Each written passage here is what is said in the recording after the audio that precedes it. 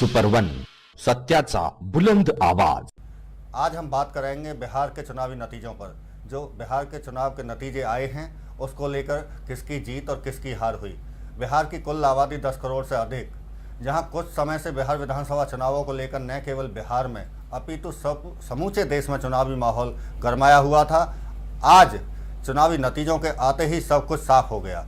इस चुनाव में मुख्य राजनीतिक चुनावी पार्टियों में JDU, RJD, BJP, Congress, LJP, लोक जनशक्ति पार्टी, हिंदुस्तान अवामी पार्टी, जिसके मुखिया जीतन राम मांझी हैं, इन्हीं के बीच चुनावी संघर्ष हाल ही में संपन्न हुआ। ऐसे में हमारा सवाल है कि बिहार में संपन्न हुए विधानसभा चुनावों के नतीजे क्या प्रत्याशित हैं या अप्रत्याशित हैं। बीजेपी ने विकास की आड़ लेकर बड़ी बड़ी आर्थिक घोषणाओं के साथ अपना चुनावी प्रचार का दौर आरंभ किया। कहना होगा कि चुनावी प्रचार की दिशा अंतिम चरण तक पहुंचते पहुंचते बीफ, गोहत्या, जातिवाद पर आकर टिक गई। इसके अलावा अगर हम देखें तो मुख्तलिफ सियासी जो पार्टियां हैं, नेताओं की जो डिबेट्स हुई वो निम्न स्तर की, और जो उनकी शब्दावली थी और अहम के साथ में जो वो डिबेटें हुई उनसे क्या निकल के आया, और ये आज जो परिणाम है ये कहीं ना कहीं इन सारी बातों का कहीं ना कहीं नतीजा था। मेरे साथ इस पर चर्चा करने के लिए दो खास मेहमान, भाजपा से प्रदेश प्रवक्ता हुकम सिंह भाटी एडवोकेट, और हमारे दूसरे मेहमान कांग्रेसी नेता अनीश पाल जी। स्वागत है आपका दोनों मेहमानों का। भाटी जी, बिहार के जो चुनावी नतीजे आए हैं, आप जो देख रहे हैं, किसकी जीत है, विकास की या कुछ और? देखिए, किसी भी चुनाव में हार और जीत एक ही सिक्के के दो पहलू होते हैं। किसी भी चुनाव के लिए किसी भी एक फैक्टर को गिनना शायद ज़्यादा अच्छा नहीं होता, और बिहार के चुनाव को देखने के बाद ऐसा लगता है कि लोगों ने शायद जातिगत आधार, क्षेत्रवाद, इन बातों को शायद कुछ आगे रखा है, और जो तरक्की और खुशहाली की बात जो मोदी जी ने कही थी, शायद उस बात को लोग नहीं समझ पाए। अनीश पाल जी, क्या मोदी का विकास भी पीछे छूट गया इन चुनावों में? भाई साहब, मैं सबसे पहले तो बिहार की जनता को मुबारकबाद देता हूं कि उन्होंने अपने जन भावनाओं को आगे रखकर महागठबंधन को जीत दिलाई। मैं भाटी साहब को भी बधाई देता हूं कि आज लाल कृष्ण आडवाणी जी का, जो उनके नेता हैं, उनका जन्मदिन है। बात रही मोदी जी की, जो आपने कही मुझसे, ये जीत जन भावनाओं की जीत है। भाटी साहब अभी कह रहे थे, आप 10 करोड़ लोगों की जन भावनाओं को गलत बता रहे हैं। जन भावनाएं समय समय पर परिवर्तित होती रहती हैं।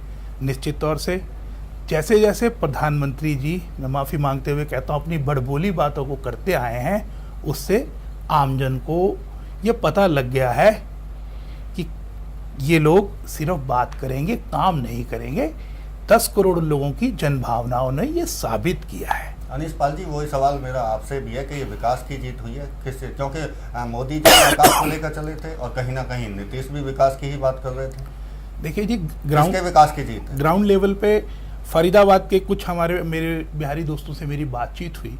उन लोगों ने कहा कि हम जब सर्वधर्म समाज की बात करते हैं तो नीतीश जी सर्वधर्म समाज की बात करते हैं।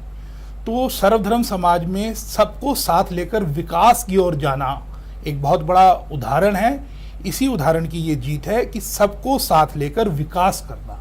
तो ये जीत सही विकास की जीत हुई और अहंकार का गुब्बारा फूट गया। नहीं, विकास तो भाजपा ने भी किए हैं। इससे पहले हरियाणा के चुनाव हुए, भाजपा कहीं ना कहीं विकास को लेकर लड़ी। कौशिक साहब, केंद्र का विकास था, कौशिक साहब, मैं प्रधानमंत्री जी का आदर करता हूं, मेरे को उनकी बात पर टिप्पणी करने का भी अधिकार नहीं है, क्योंकि वो मेरे भी प्रधानमंत्री हैं। आप याद कीजिए उन भाषणों को, जो वो भाषण स्टेज के ऊपर दिया था उन्होंने बिहार में। क्या मैं 75,00,000 करोड़ रुपए दूं? क्या मैं 1 लाख करोड़ दूं? क्या मैं 1,25,00,000 करोड़ दूं? ये क्या कर रहे हैं? ये जनता का पैसा है। जनता का पैसा जनता को देते वक्त भी मोल भाव करना राजनीति नहीं है।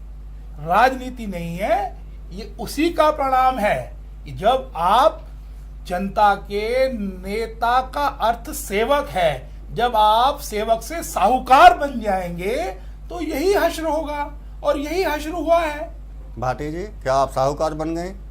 जी देखिए, अनीस पाल जी की बातों से मेरे को ऐसे लग रहा है कि शायद जो कांग्रेस की विचारधारा है उससे वो बाहर नहीं आ पा रहे हैं। देखिए, सबसे पहले तो हम बिहार की जनता के इस जनादेश का सम्मान करते हैं और इसके लिए भारतीय जनता पार्टी उनको मुबारकबाद भी देती है। दूसरी बात, मैं बिल्कुल स्पष्ट शब्दों में ये कहना चाहूंगा, उन्होंने कहा कि एक गुबार था, एक झूठी जो है प्रधानमंत्री की घोषणाएं थी। देखिए, नहीं, उन्होंने झूठा नहीं कहा, अनीस पाल जी ने झूठा नहीं कहा, वो कहते हैं साहूकार की तरह व्यवहार किया गया। जिस भी स्टेट में जाते हैं लोग क्योंकि बिहार में नीतीश जी ने एक नारा मार रखा था, पहले वो नारा देते थे कि बिहार का बहुत विकास हो चुका है, बहुत विकास हो चुका है। लेकिन मैं उनको ये बता देना चाहता हूँ कि बिहार दूसरे प्रदेशों से बहुत पीछे। एक बहुत छोटा सा उदाहरण कि बाकी सभी प्रदेशों में डिजिटलाइजेशन अपने पूरे चरम पर है, जबकि बिहार में अभी तक शुरू भी नहीं हुआ। लेकिन ये लोगों का एक जनादेश है, उन्होंने मांगा और उन्होंने मान लिया नीतीश के उस जो उन्होंने जो वहां पर काम किए। दूसरी बात, मोदी जी ने कोई बोली नहीं लगाई, मोदी जी ने लोगों की एक्सपेक्टेशन को देखा कि भी लोग क्या चाहते हैं। उन्होंने कहा कि भी आप 75 लाख चाहते हैं, आप 80 लाख करोड़ रुपए चाहते हैं, आप कितना चाहते हैं, उससे भी मैं ऊपर देने वाला हूं आपको, मैं बिहार का विकास करना चाहते हैं। ये उनका नारा था। इसको कोई किसी अहम से या साहूकारी से जोड़ना बहुत अच्छी बात नहीं है। दूसरी बात, मोदी जी ने पूरी दुनिया में देश का मान और सम्मान बढ़ाया है। मोदी जी ने डिजिटलाइजेशन, धन जन योजना और एक जन सामान्य को इंश्योरेंस से जोड़ करके वो काम किया जो कांग्रेस अपने 45 साल में नहीं कर पाई। उसी काम का नतीजा शायद आज बिहार में आपको मिला है। बिल्कुल, ये होता है। जनता देखिए कई बार अच्छी बातों को नहीं समझ पाती। हमें ये तो आज ये दोष जनता का आ गया कि जनता अच्छी बातों को नहीं समझ पाती। शायद कमाल जनता है। जो है जात पात से ऊपर नहीं निकल पाई। जो आज लालू जी पिछड़े, अति पिछड़े, महापिछड़े, उनकी बातें भाटी साहब, आप तो जन लेकिन- भावनाओं का लेकिन- विरोध लेकिन- कर रहे हैं, आप भाटी जन जी- भावनाओं का विरोध कर रहे उसका हैं। जो है ना, लग रहा है उससे जनता बाहर नहीं। भाटी जी, लेकिन इसकी शुरुआत किसने की? हम मानते हैं उसको। भाटी जी, आप ये बताएं, इसकी शुरुआत किसने की? सरसंघ चालक मोहन भागवत जी ने इसको शुरुआत तो उन्होंने की, आरक्षण के मुद्दे को छेड़कर। लालू जी ने की। जब उन्होंने लालू जी ने उनका जवाब दिया कि भाई जो जाति गरीब जाति है उनसे आप आरक्षण की दोबारा के आप बात करो कि इस पर दोबारा विचार किया जाए, क्योंकि गरीब जातियों को ही आरक्षण दिया गया था। देखिए, ये विषय भी एक बड़ा गंभीर विषय है। इस विषय पर बहुत बड़ी विस्तृत चर्चा की बात है। मोहन भागवत जी ने एक विचार दिया था कि भाई पिछड़े जो लोग हैं, क्या उन सबका उद्धार हो गया है? उसमें सोचने की बात है। जो लोग रह गए हैं उनको मिलना चाहिए। इसमें भी जो लोग पहले आरक्षण ले चुके हैं उनको फिर से आरक्षण दिया जा रहा है। इस पर विचार करने की आवश्यकता है और ये विषय पूरे देश का एक राष्ट्रीय विषय है, एक विचारधारा उन्होंने दी है। उन्होंने किसी को वंचित करने की बात नहीं कही। उन्होंने ये कहा था कि भाई जो आरक्षण है, आरक्षण के ऊपर विचार की आवश्यकता है। तो इस विषय को दूसरे तरीके से लेने की आवश्यकता नहीं है। हाँ, बहुत सारे मुद्दे जो है इलेक्शन में चलते हैं, उनमें से ये एक मुद्दा हो सकता है, लेकिन इसके अलावा बहुत सारी बातें। तो अगर ये बात है तो जनता ने जो मोदी जी ने नारा दिया था कि भी देश मेक इन इंडिया की तरफ बढ़ रहा है, बिहार का भी उसमें एक बहुत बड़ा योगदान हो सकता है। लोगों ने उसको तवज्जो नहीं दी। तो ये लोगों का डिसीजन है, लोगों का फैसला है, हम उसका सम्मान नहीं, आप जो सरकार चला रहे हैं किसके लिए चला रहे हैं? इन लोगों के लिए, आम जनता के लिए चला रहे हैं। तो इसका मतलब कहीं ना कहीं आप पे तो दबाव बढ़ता है ना इस बात के कि जनता इसको स्वीकार नहीं कर रही है आपकी सरकार को, या आपके विकास के नारे को स्वीकार नहीं कर रही है। तो क्या इसमें कहीं ये देख रहे हैं आपकी कमी है और कहीं ना कहीं बदलने की जरूरत है? हम मानते हैं कि हमारे प्रचार प्रसार में कहीं कोई कमी रह सकती है। हम शायद जनता को वो सारी बातें नहीं समझा पाए और जो हम समझाना चाहते हैं वो कहीं कोई किसी तरह की कमियां रही होंगी। अनीस पाल जी, जहां हम बात कर रहे हैं फरीदाबाद से भी, यहाँ से भी भाजपा के बड़े नेता, विधायक, केंद्रीय मंत्री तक बिहार में गए, लेकिन बिहार का एक स्वरूप इस तरह का है कि वहाँ के जो लोग हैं जो यहाँ से बाहरी प्रचार करने के लिए जा रहे हैं वो शायद उनको नहीं समझ पाए। यहाँ भी खूब दावे किए गए, केंद्रीय मंत्री कृष्णपाल गुर्जर ने भी दावे किए हम जीत रहे हैं, विधायक जितने भी गए उन्होंने भी कहा हम जीत रहे हैं। तो किस आधार पर वो कह रहे थे इस बात को? देखिए कि जिस तरह हमारे माननीय विधायक जी, हमारे माननीय मंत्री जी वहाँ गए और हमें ये जीत मिल गई, ये उसी तरह है जिस तरह 15 लाख रुपए आए। अच्छा, आदत है भाई साहब, गलत बात कहने की आदत है, जन भावनाओं के विरोध में जाने की आदत है, बाहर नहीं निकल पाते, झूठे सपने बेचने की आदत है। जब जनता 10 करोड़ जनता के मान और सम्मान को दिखाने की कोशिश की तब आदत है। मैं अपने आदरणीय मित्र से पूछूंगा कि जो मोहन भागवत जी ने कहा, क्या भाजपा अब उस बात पे स्टैंड लेगी? क्या भविष्य में वो व्यक्तिगत आधार के आरक्षण पर जाएगी? क्या उनके पास इस क्वेश्चन का जवाब है? चलो, वो मेरे अच्छे दोस्त भी हैं, मेरे भाई भी हैं। मैं ये कहता हूं, क्या वो हिम्मत करेंगे ये लिख के बताने की कि आरक्षण की इस नीति को बदला जाए?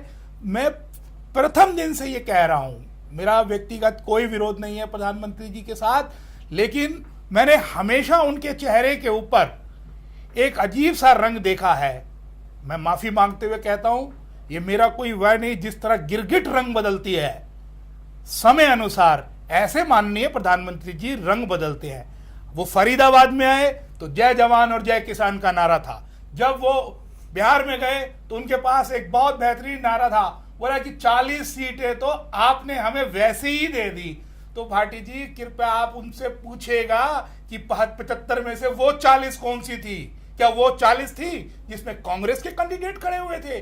बेमतलब हमेशा झूठ को झूठ बोलना, झूठ को झूठ बोलना, झूठ को झूठ बोलना। और अनीश पाल जी, मैं बात अभी भाटी जी से भी पूछूंगा इसकी। हालांकि आप विपक्षी पार्टी से हैं, कांग्रेस से हैं, इसकी कहीं ना कहीं रणनीति भाजपा की जो रही चुनावों में बिहार के में, कौन सी दोषी रही, कौन दोषी रहे इसमें? नेता दोषी रहे, रणनीतिकार जो थे वो दोषी रहे, कौन दोषी आपको दिखता है सबसे ज्यादा? मेरे हिसाब से भाई साहब, इसमें सच उजागर हुआ, सच सामने आया। जो झूठ आम जन से बोला गया था, जो बड़े बड़े झूठे सपने दिखाए गए थे, उसकी तस्वीर खुल गई। 18 महीने की सरकार है आज बीजेपी की। हमारे माननीय मित्र कह रहे हैं कि इंटरनेशनली जाके माननीय मोदी जी ने अपना समय व्यतीत किया। मैं माफी मांगते हुए कहता हूं, उन्होंने निश्चित कर रखा है वो ग्लोब को नहीं मानते हैं। जब तक वो उस देश को जाके खुद छू के नहीं देखेंगे, वो उस देश को नहीं मानते हैं। बात रही कि हुआ क्या हुआ, वही सच्चाई। आप कौशिक जी एक बार अच्छी बात करके किसी का मन मोह लेते हैं। प्रधानमंत्री जी एक बहुत अच्छे वक्ता हैं, इसमें कोई शक नहीं, लेकिन उनकी कार्यशैली क्या है ये दिल्ली ने उनको जवाब दिया। उनकी कार्यशैली क्या है ये बिहार ने उनको जवाब दिया। उनकी कार्यशैली क्या है ये जम्मू कश्मीर ने उनको जवाब दिया। जब जिस पक्ष के ऊपर वो बोलते थे, जम्मू कश्मीर के ऊपर उन्होंने ये बात बोली कि आज की डेट में हम बाप बेटी की सरकार के अंदर एक्नॉलेजमेंट नहीं करेंगे। और जब सिद्धांत के ऊपर बात करने की बात आई, जो राजगद्दी जिसे कि हम सेवा का मार्ग मानते हैं, उसको सेवा की जगह उस पर बैठ के अपनी इच्छाओं को पूरे करने की बात आई, तो उनके साथ गठबंधन करके सरकार बनाई। और मैं दावे के साथ ये कह सकता हूं, आज ये बात सुनने में बहुत खराब लगेगी और ये हो भी नहीं सकता, क्योंकि इलेक्शन 5 साल बाद फेस ही करने होते हैं। तो मेरी बात को भाटी जी आप माने, आप और हम हरियाणा के वासी हैं, आप आज हरियाणा में इलेक्शन करवाएं, आपकी हालत दिल्ली से भी बुरी होगी। क्यों? स्वच्छ भारत अभियान के ऊपर आप क्या करते हैं या क्या नहीं करते हैं सरकार में, हम दोनों उस बात को जानते हैं। अनीश पाल जी, अभी आपने हरियाणा की बात करी, उससे पहले इनके जो सहयोगी हैं महाराष्ट्र में एनसीपी ने भी कहा है कि भाई अगर शिवसेना ने कि अगर आज चुनाव करा लिए जाए महाराष्ट्र में तो यही बिहार जैसे नतीजे वहाँ भी देखने को मिल सकते हैं। भाटी जी, मैं आपसे पूछना चाहता हूँ, जब नरेंद्र मोदी वहाँ रैली कर रहे थे बिहार में और कई जगह जब वो गए तो उन्होंने लोगों से पूछा, वहाँ की जनता से पूछा कि भाई आपके यहाँ क्या आपको बिजली मिली, लेकिन वहाँ मोदी जी ने या वहाँ के जो स्थानीय नेता थे उन्होंने मोदी जी को नहीं बताया कि वहाँ पहले से ही 18 घंटे या 20 घंटे बिजली मिल रही थी। लेकिन ये इस तरह के झूठ, एक उदाहरण आपने पहले फरीदाबाद में भी देखा कि फरीदाबाद की रैली में मोदी यहाँ भी इसी तरह से कुछ जो जनता को हजम नहीं हुआ या समझ में नहीं आया कि भाई हम यहीं नहीं रुकेंगे, इस मेट्रो को बल्लभगढ़ तक लेके जाएंगे, जबकि मेट्रो बल्लभगढ़ पहले ही पहुंच चुकी थी। वही हाल करीब करीब इस तरह का ही बिहार में भी देखने को मिला कि जहां बिजली पहले से 18 से 20 घंटे मिल रही है, वहां वो लोगों से पूछ रहे हैं कि भाइयों आपको क्या बिजली मिली। देखिए, सबसे पहले तो मैं अपने कांग्रेस के साथी भाई अनीश पाल जी को ये बता देना चाहता हूँ कि जहां आप गिनती दिल्ली और बिहार की कर रहे हैं, आप मोदी जी की लीडरशिप में आप झारखंड को देखिए, हमने सरकार बनाई, हमने हरियाणा में सरकार बनाई, हमने जम्मू कश्मीर में हमने सरकार बनाई, उन्हीं की लीडरशिप में सरकारें बनी हैं। दूसरी बात, ये इलेक्शन का हारना और जीतना कोई राजनीति के लिए बहुत बड़ा विषय नहीं है, ठीक है, इसमें चिंतन और मंथन की आवश्यकता है। लेकिन आप तो कांग्रेस मुक्त भारत की, मैं आपको ये बता देना चाहता हूं कि मोदी जी की लीडरशिप में देश ने वो तरक्की की है जो 45 साल के शासन में कांग्रेस नहीं करा पाई। फिर बिहार क्यों नहीं, फिर बिहार क्यों नहीं जीत पाई आप? भाटी जी ठीक कह रहे हैं, उन्होंने वो तरक्की की है जो बिहार में नजर आई। 10 करोड़ लोगों की जन भावनाओं ने बताया कि कितनी तरक्की की है। पैसा उसको नहीं मिलता था, आज 2 लाख रुपए का उसका इंश्योरेंस है। और बेटी बचाओ बेटी पढ़ाओ, आज देश में क्या लिंगानुपात है वो भाई अनीश पाल जी को तब पता लगेगा। भाटी जी आपकी सारी बात, आपकी सारी स्कीमें केंद्र सरकार की बहुत अच्छी हैं और उनको प्रचारित भी बहुत अच्छे तरीके से किया गया है। भाटी जी, मोदी जी पूछते थे कि क्या बिजली मिली, इसका अर्थ ये है कि वो ये जानना चाहते हैं कि जो ये समस्याएं, बिजली हमारे टॉप प्रायोरिटी पर है, बिजली और सड़क, क्योंकि देश की तरक्की और खुशहाली में इन 2 चीजों का बहुत योगदान है।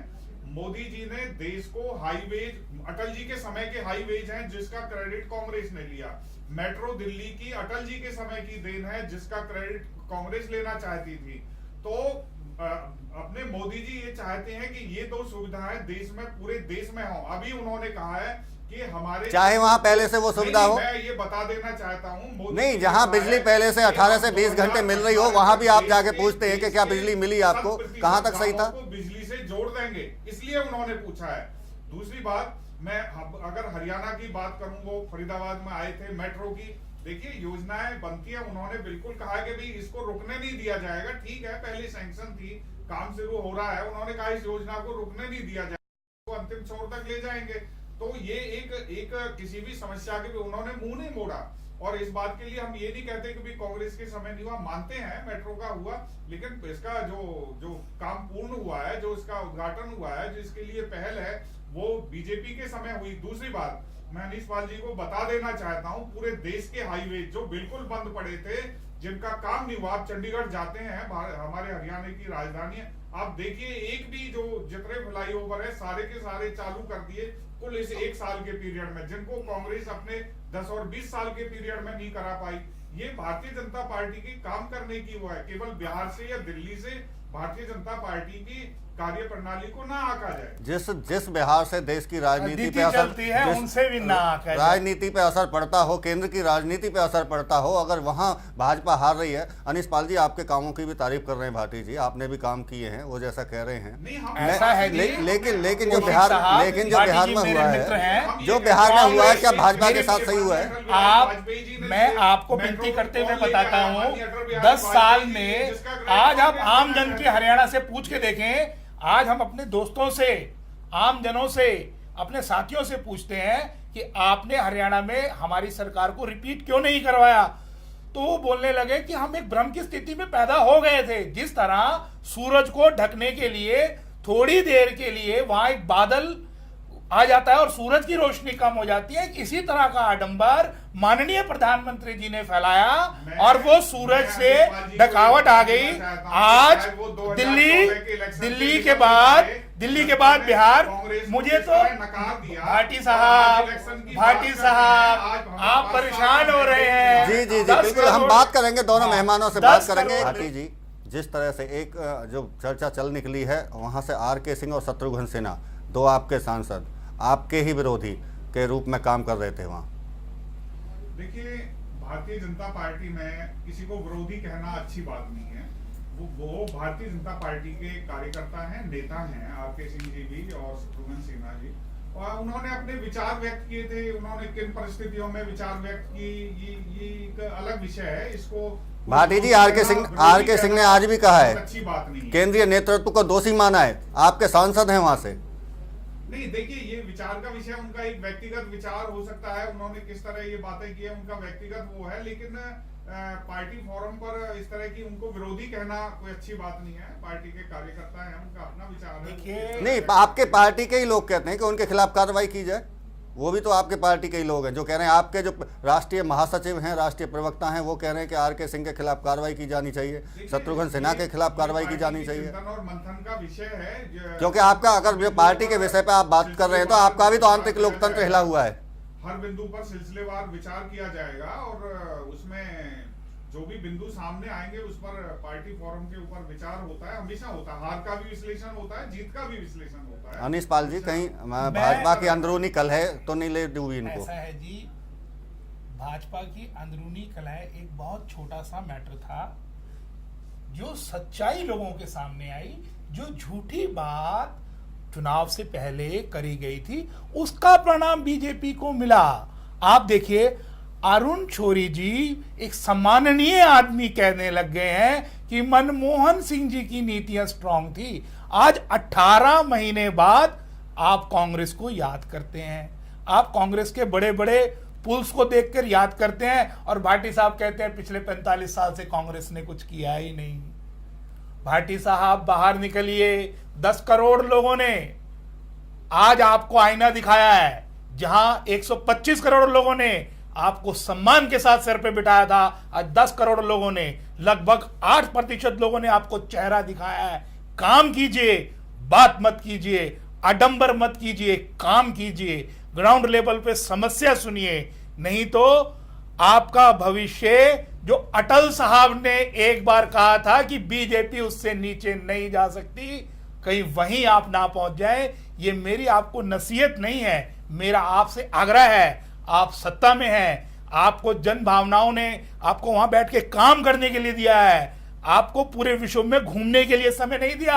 आप देश में आइए, आप किसान की बात सुनिए, आप आमजन की बात सुनिए। आज आपको बुरा लगेगा, आपने 2 पूर्व प्रधानमंत्री जी की डाक टिकट को बंद कर दिया, आपको बुरा लगेगा।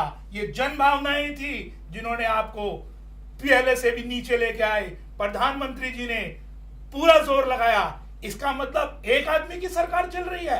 मैंने अपनी ग्रेजुएशन के टाइम में एक चैप्टर पढ़ा था, एकांकी व्यापार, उससे अच्छा कोई व्यापार नहीं होता। एक ही आदमी दाल को पैक करता है, एक ही आदमी दाल को बेचता है, एक ही आदमी उसको साफ करके ले लाता है। ये देश है, इसमें एक आदमी की बात नहीं चलेगी। आपको जनता ने सम्मान दिया है, आप उस सम्मान की रक्षा करें। अनीश पाल जी, भाटी जी, अभी अनीश पाल जी ने एकांकी व्यापार की बात की और आप बात करते हैं कांग्रेस मुक्त भारत की, तो आप बढ़ रहे हैं क्या उस तरफ? देखिए, मैं बिल्कुल ठीक, अनीश पाल जी बिल्कुल ठीक कह रहे हैं, क्योंकि कांग्रेस जो है एकांकी व्यापार चलाती है। एक ही परिवार का राज पूरे देश में चल रहा है, उसी के आगे पूरी कांग्रेस नतमस्तक है। जो वरिष्ठ कांग्रेसी हैं, वो जो इनके राजकुमार हैं राहुल जी, उनको नकारते हैं, लेकिन सामने जब आते हैं तो मिन आते हैं। ये कांग्रेस की कार्य प्रणाली है, वहां एकांकी व्यापार चलता है, एकांकी काम चलता है। वो बिल्कुल ठीक कह रहे हैं, उन्होंने ठीक से पढ़ा है और उसका विश्लेषण भी ठीक किया है।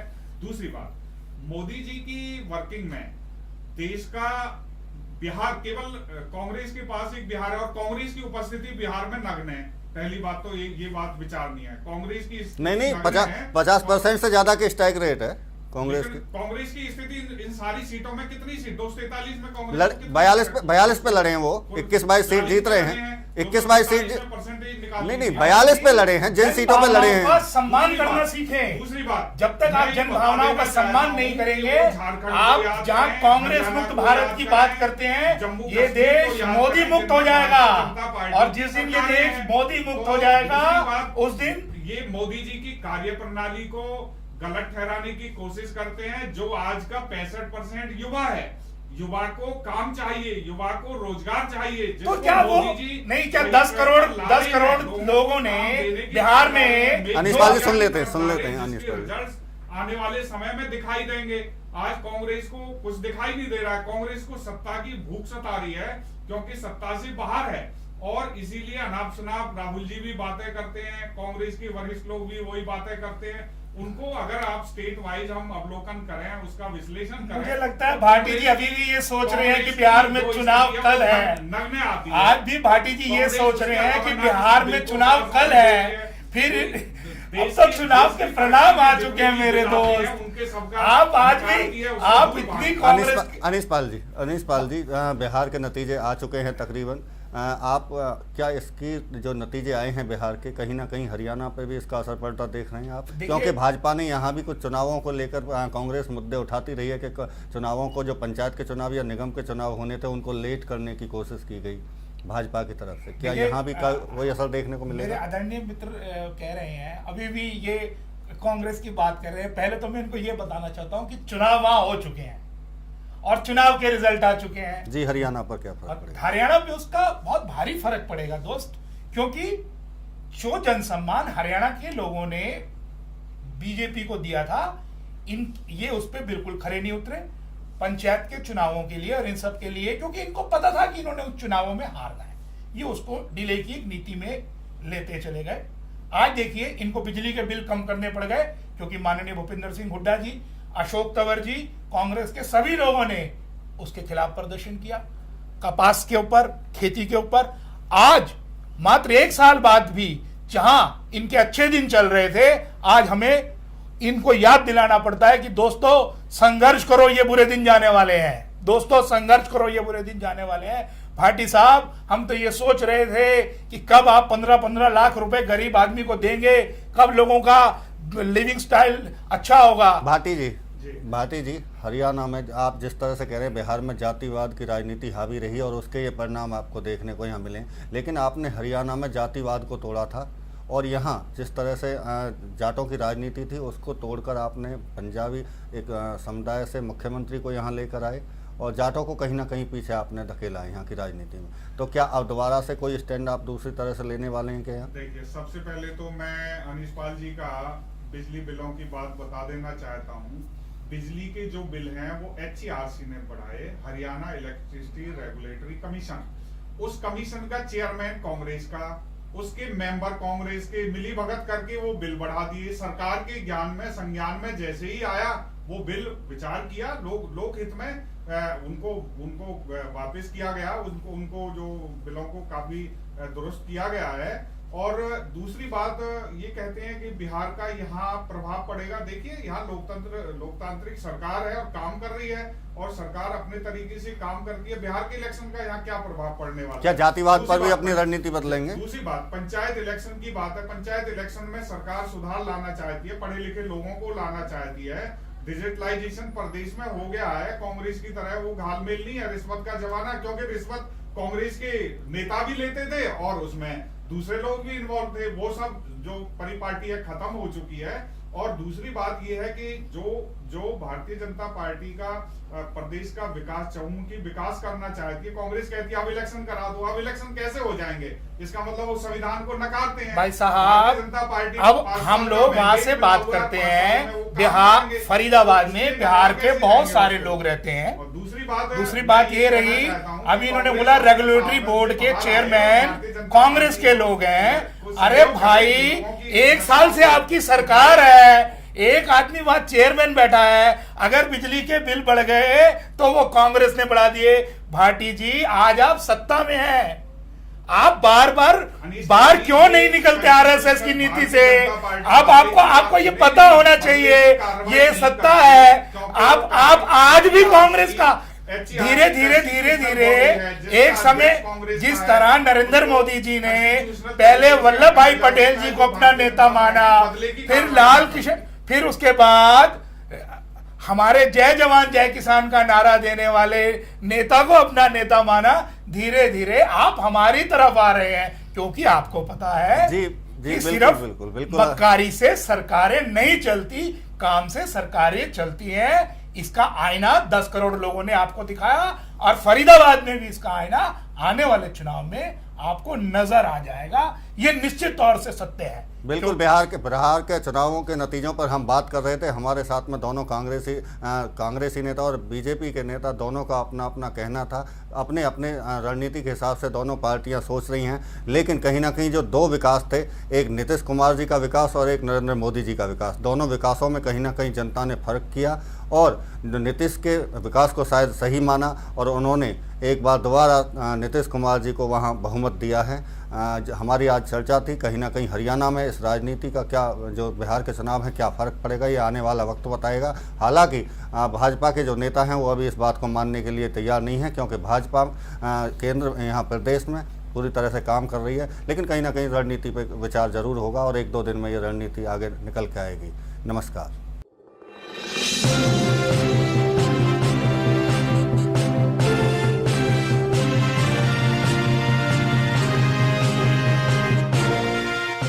न्यूज सुपर 1, सत्याचा बुलंद आवाज.